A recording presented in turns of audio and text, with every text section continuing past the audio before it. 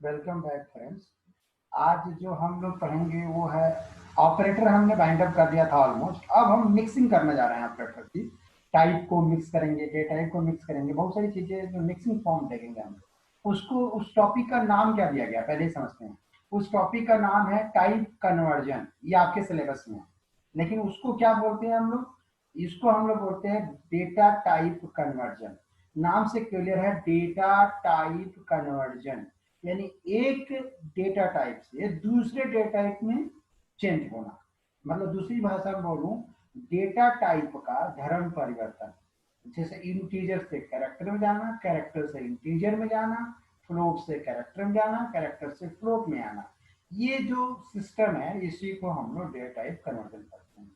Basically इसको जो हम आप डिफाइन करने की कोशिश करें तो कैसे डिफाइन करेंगे वो समझते हैं।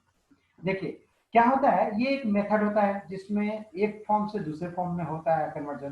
ठीक है, तो समझते हैं बातों को, इसकी डेफिनेशन को तैयार करते हैं और देखते हैं। सिंपल, बहुत सिंपल होता है, ये भी इंपॉर्टेंट है। तो this is a method which is use to convert the data type from one data type to another data.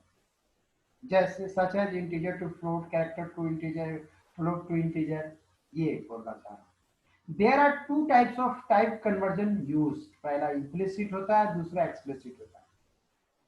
Implicit क्या होता है पहले समझते हैं। Implicit is a type conversion which is done by the compiler itself. ये automatically होता है compiler द्वारा। जैसे मान लीजिए कि आप इंटीजर दिए, कैरेक्टर में लाना है, कैरेक्टर दिए इंटीजर में लाना है, तो जो भी रिजल्ट बन के आएगा वो कंपाइलर देगा, आपका उसमें कोई रोल नहीं होगा।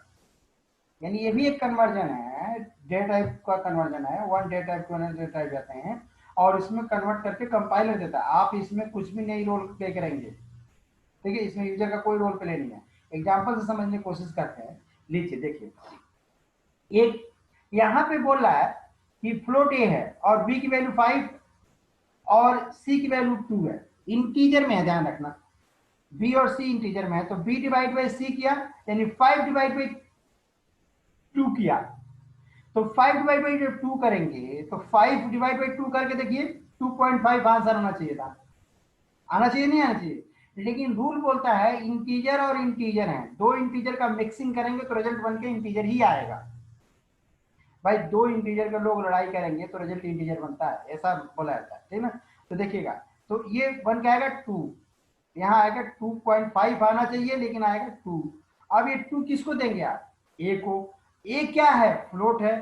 तो ये फ्लोट जब लेगा तो वो तो 2 आपके पास है और आपको देना है फ्लोट, तो यहाँ पे टाइप कन्वर्ट करेंगे फिर से इसको। तो 2 को फ्लोट में बनाना है तो क्या करेंगे? 2 पॉइंट और 6 जीरो लगा देंगे। 6 जीरो क्यों लगाते हैं? क्योंकि कंप्यूटर में बाय डिफॉल्ट 6 जीरो और कैलकुलेटर में बाय डिफॉल्ट 9 जीरो यूज करते हैं हम लोग। तो ये उसका तरीका है। यहाँ पे समझने की बातें जो है वो देख लीजिए आप। 2.00060 होंगे।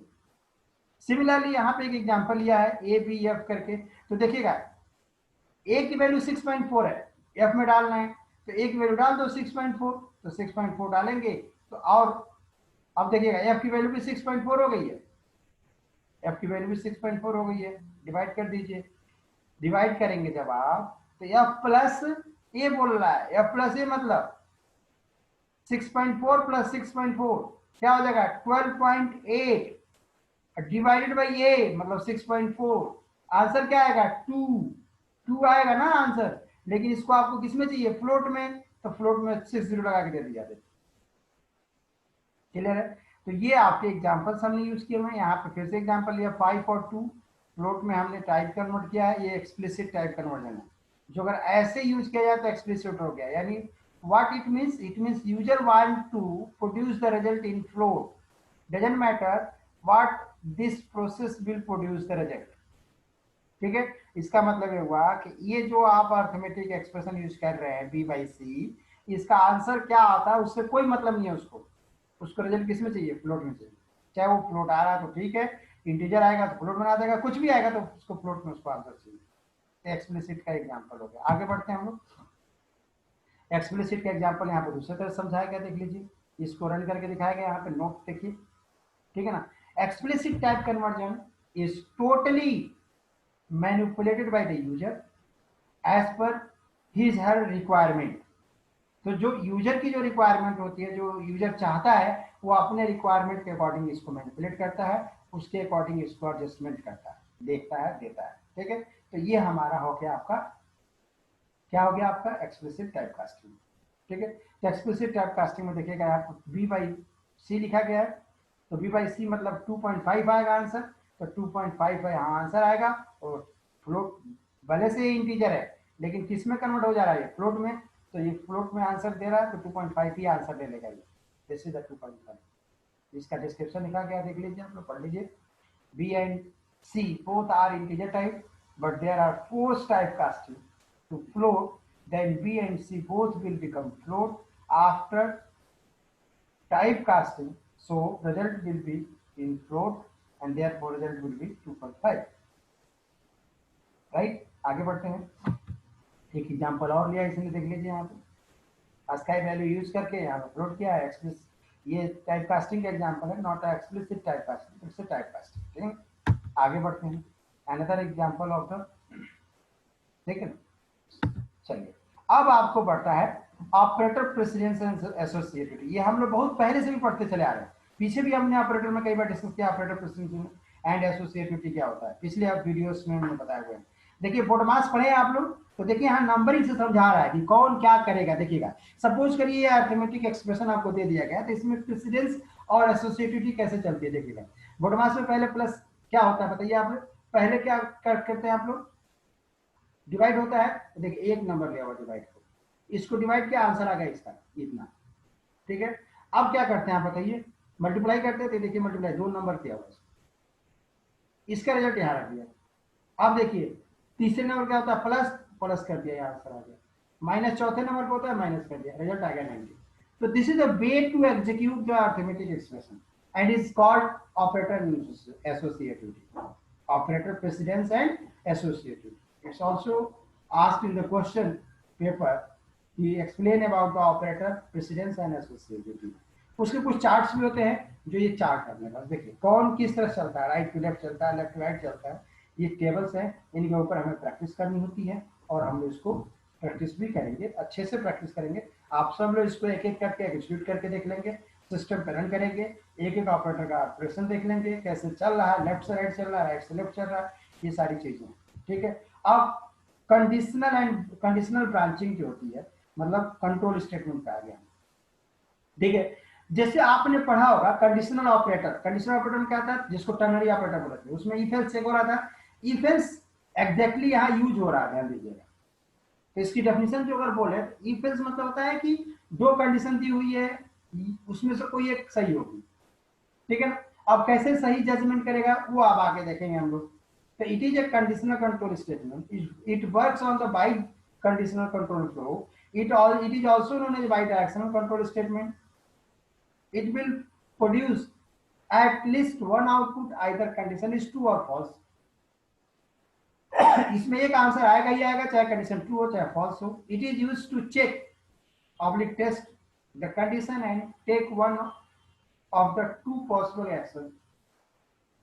चेक करेगा और कोई एक पॉसिबल कंडीशन दो होंगी, उसमें से कोई एक आंसर देगा। At any cost it will execute a single block of statement, किसी भी कीमत पे इसका एक ब्लॉक जरूर एग्जीक्यूट होगा। एग्जांपल सिंटेक्स के थ्रू समझते हैं। देखिए ऐसे लिखा रहता है, इफ होगा, यहाँ कंडीशन रहेंगी, इसकी बॉडी होगी, एल्स होगा, उसकी बॉडी होगी, कंडीशन होंगी। ठीक है ना, आगे टेस्ट इज इक्वल टू 5 दिया हुआ, यहाँ टेस्ट की वैल्यू रख लीजिए, test less than 5 10, 5 less than 10 सही है, हाँ सही है। सही है तो इस घर में आ जाएगा, इसमें नहीं जाएगा। एल्स तभी खुलेगा जब इफ फॉल्स होगा। भाई दो कमरे हैं, आपको एक कमरे में घुसना है, मान लीजिए आपने पहला कमरा नॉक किया, नहीं खुला, तो किस में घुस जाएंगे आप, दूसरे में घुस जाएंगे। मान लीजिए आपने पहला कमरा नॉक किया और खुल गया, तो दूसरे में जाना है क्या, नहीं जाना है। तो देखिए इसका फ्लो दिखा रहा है, condition is true then you will enter here and after process this block you have to exit from there. You need not to attend the else, you need not to attend the else will not execute it।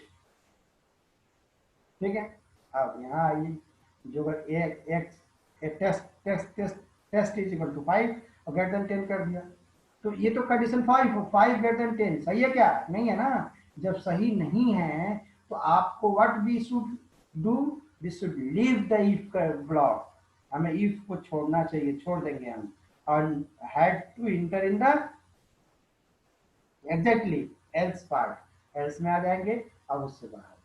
तो this is the process of if else. इसके ऊपर एक example दिया हुआ है, write a program to print the largest element between two numbers, दो number लिए उसमें बड़ा छोटा निकालना है। देखिए ए बी, इसको एंटर करा दिया, यहाँ A is greater than B, check कर रहा है। सपोज ए की वैल्यू 5 है, बी की वैल्यू 7 है, सपोज ए की वैल्यू 5 है, बी की वैल्यू 7 है, तो लीजिए 5 ग्रेटर देन 7 सही है क्या? नहीं सही है। जब सही नहीं है तो इस इफ को छोड़ के एल्स में आ जाइए, प्रिंट कर दीजिए B is the largest number.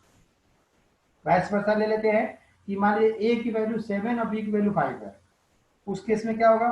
7 is greater then 5, right है, राइट है, तो आप किस में घुसेंगे? इसी ब्लॉक में घुस जाएंगे, इफ में घुसेंगे, ए इज द लार्जेस्ट नंबर, और यहां से बाहर आ जाएंगे आप, एल्स में नहीं जाएंगे आप।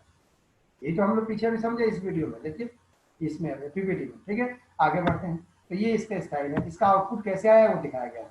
ए बी की वैल्यू 2 5 लिया हुआ है, तो बी इज द लार्जेस्ट, कैसे आया? यहाँ 2 ग्रेटर देन 5 सही है क्या? नहीं है ना, इस घर में नहीं गया है, इसका आंसर दिखाया जा रहा है, देखिए ठीक है। इसी तरह से आपका स्विच स्टेटमेंट आता है। स्विच क्या करता है पहले समझते हैं। Switch is a multi conditional control statement, it is used to execute single block of statement among the multiple condition after matching the condition or not। ये सिंगल ब्लॉक को एग्जीक्यूट करेगा कि मैच करने, मैचिंग प्रोसेस वगैरह करता है। Switch work with the matching concept, it replaces the problem occurred in the nested ifs, ladder ifs, it is also known as multi-way decision statement, it is also known as multi-way decision statement। कैसे काम करता है ये देखिए, यहाँ switch होगा, यहाँ वो कंडीशंस होंगी जिसको आप चाहते हो और इस पर मैचिंग लगा देते हैं। ब्रेक नहीं लगाना जरूरी है, ब्रेक लगाना भी जरूरी है। ब्रेक नहीं लगाते हैं तो जो अगर ये स्टेटमेंट सही हो जाता है, केस 1 सही होता है तो सबको एग्जीक्यूट कर देगा। ब्रेक इसलिए लगाया जाता है कि जिस लेवल पे हैं उसी लेवल पे काम करे, उससे आपको बाहर निकाल के ले आए। ठीक है, आगे बढ़ते हैं, देखिए जरा एग्जाम्पल है, इवन और चेक करना है। एक नंबर इंटर कराया और कह रहा है कि नंबर मॉडुलस 2 जीरो है। देखिए अब यहाँ मॉडुलस लगा हुआ है तो दिस विल रिटर्न आइदर 0 और 1, राइट। तो जो अगर मान लीजिए हमने दिया 4, नंबर की वैल्यू क्या दिया 4, तो 4 मॉडुलस 2 क्या हो गया 0। अब वो यहाँ पे हो गया 0, ये 0 इससे मैच हो गया ना, मैच किया, देखिए मैच हो गया, तो ये वाला स्टेटमेंट एग्जीक्यूट हो जाएगा और ब्रेक कर देगा। इसमें नहीं जाएगा ना, केस 1 में नहीं जाएगा। अब मान लीजिए 5 लिया हमने, 5 लिया तो 5 मॉडुलस 2 तो 1 हो गया ना आंसर इसका, 1 हुआ, तो ये 1 ये 0 सही है क्या? नहीं है। तो ये जब सही नहीं है तो इस ब्लॉक को पूरा छोड़ देगा वो, फिर कहेगा 1 और ये 1 मैच हो गया ना, मैच हो गया तो इसको एग्जीक्यूट कर देगा वो और इससे बाहर आ जाएगा। ये हो गया आपका स्विच से हो गई इवन आउट। अब इफ एल्स से इवन आउट है, देखिए यहाँ चेक करा, number modulus 2 is equal to 0 है तो इवन है, एल्स में आउट डाल। ठीक है, तो ये हमारे थे आपके इफ एल्स और स्विच के बेसिक कंसेप्ट। ये हमारे जो अगला मॉड्यूल शुरू होगा और अगला वीडियो जो आएगा उसमें हम लोग डिटेल इफ एल्स, स्विच और लूप के बारे में स्टडी करेंगे। वो पूरी यूनिट ही इसी पे डिपेंड है। ठीक है, यहाँ तो बेसिक इंट्रोडक्शन था, वहां से हम डिटेल इंट्रोडक्शन शुरू करेंगे और आगे बढ़ेंगे। ठीक है, तो मैं आपको यही बाइंड अप देता हूँ, स्टॉप करता हूँ अगले वीडियो पे आने तक। ठीक है, हम अगले वीडियो में देखेंगे कि कैसे नेस्टेड इफ एल्स यूज होता है, कैसे स्विच यूज होता है, कैसे नेस्टेड स्विच यूज होता है। ठीक है, थैंक यू वेरी मच।